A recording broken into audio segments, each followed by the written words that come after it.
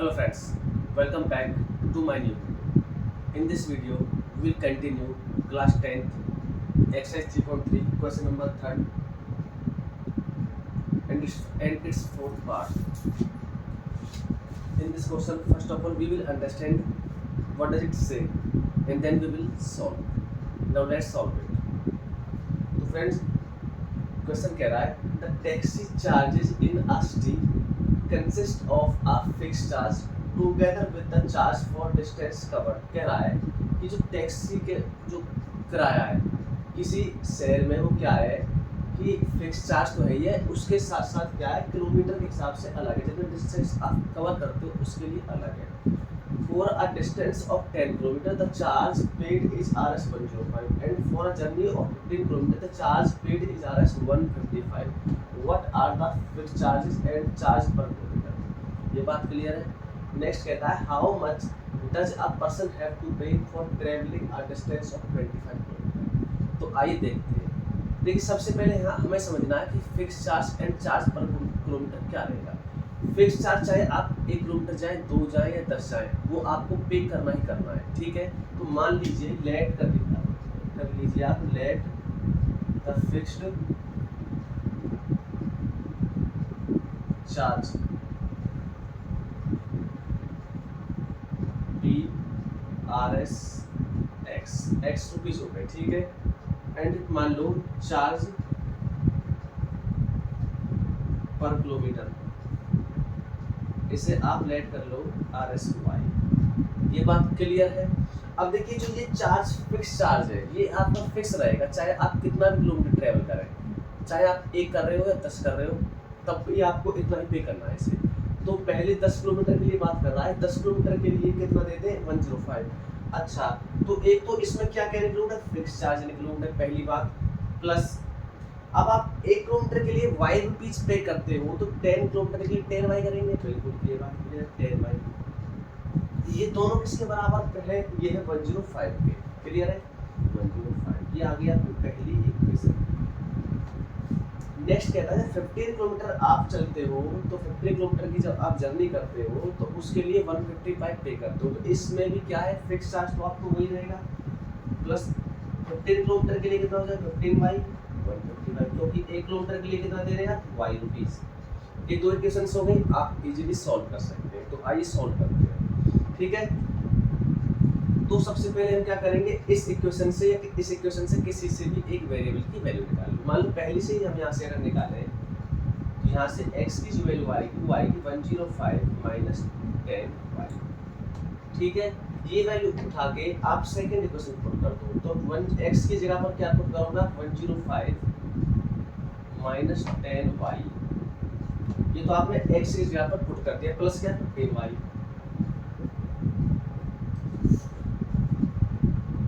Is equal to कितना 155.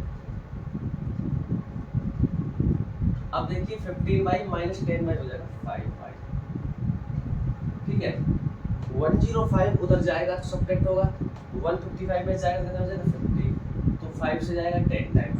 आप y की वैल्यू निकल कर 10 रुपीज में इसके RS लिख दो. ये क्या था आपका चार्ज पर किलोमीटर हो गया. ये वैल्यू उठा के कहां पुट करोगे, आप यहां पुट कर दो. तो x इक्वल टू कितना हो जाएगा 105 माइनस 100. तो फिक्स चार्ज कितना आया आपका RS 5. फिक्स चार्ज आपको फाइंड आउट करना था, चार्ज पर किलोमीटर आपने कर लिया. ये बात क्लियर. अब पूछता है अगर मान लो आप how much does a person have to pay for travelling a distance of 25 kilometre. 25 kilometre अगर आप ट्रैवल करते हैं तो उसके लिए आप कितना पे करोगे. तो 25 के लिए कितना हो जाएगा, एक तो फिक्स चार्ज दोगे आप, प्लस में 25y. क्लियर है बात, क्योंकि 1 किलोमीटर के लिए y दे रहे 25 के लिए दोगे तो x की वैल्यू 5 प्लस 25 इनटू y की वैल्यू क्या है 10. तो ये हो जाएगा 250 प्लस 5 RS 255.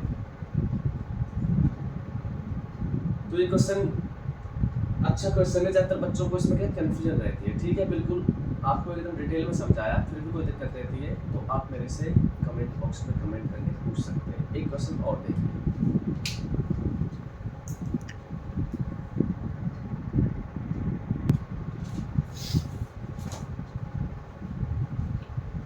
साथियों नेक्स्ट क्वेश्चन आपके सामने रखा हुआ है. इसमें हम बात करेंगे फ्रैक्शन के बारे में। देखिए डिफरेंट टाइप्स ऑफ क्वेश्चंस आ रहे हैं। इससे पहले हमने अलग प्रकार क्वेश्चन सॉल्व किया था, उससे पहले अलग प्रकार क्वेश्चन सॉल्व किए थे, ये अलग प्रकार का, ठीक है। तो जितने ज़्यादा डिफरेंट टाइप के क्वेश्चन हम सॉल्व करेंगे इतना ही हमारे लिए हेल्पफुल रहेगा।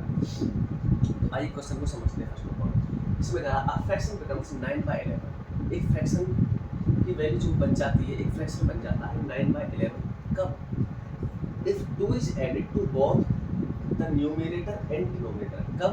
जब दो हम ऐड कर देते हैं उसके न्यूमरेटर में भी और डिनोमिनेटर में, कह रहा है बोथ दोनों।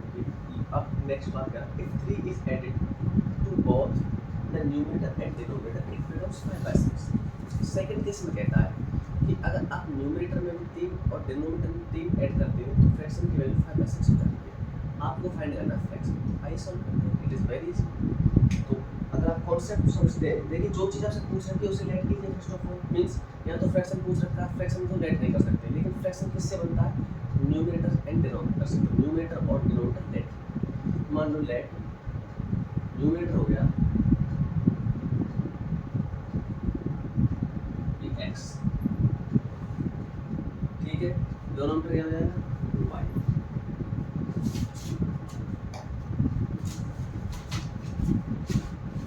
क्लियर? तो फ्रैक्शन क्या बनेगा? x upon